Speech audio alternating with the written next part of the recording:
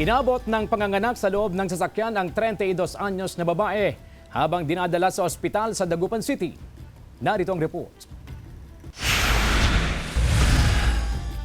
It's a healthy baby boy. Ganito ilarawan ni Kagawad Leo Cuaton ang sanggol na isinilang ng isang 32 anyos na ginang sa loob ng sasakyan habang dinadala siya sa ospital. Hapon noong Biyernes, humingi ng tulong si Ginang Ruby Navarro at ang kanyang asawa sa mga opisyal ng Barangay Bunuan Gazette upang dalhin siya sa ospital. Pero nataon na wala ang service vehicle ng barangay dahil may naunang pasyenteng dinala sa ospital. Parang pumutok na yata yung panubigan nito. So hindi na ako nagdalawang isip na sabi ko, ma'am, doon na sa kotse ko.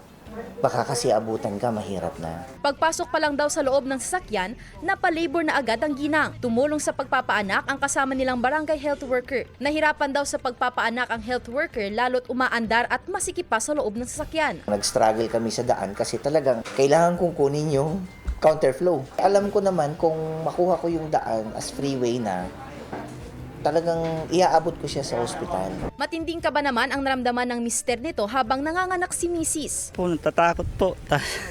Kinakabahan, siyempre nahulog po yung bata. Talagang due date na rin po, napakagalang ng unting araw siguro. Makalipas ang 15 minuto, nakarating sila sa ospital. Agad inasikaso ang bagong silang na sanggol at kanyang ina. Sa ngayon ay nasa pagamutan pa rin ang ginang at sanggol niyang si Baby Lucas. Nasa maayos na silang kondisyon. Labis naman ang pasasalamat ng mag-asawa sa agarang pagtugon ng kanilang mga barangay official. Binigyan din sila ng tulong pinansyal mula sa barangay council. Kasama si Jing Dakanay, Sandy Salvacio, One North, Central Luzon.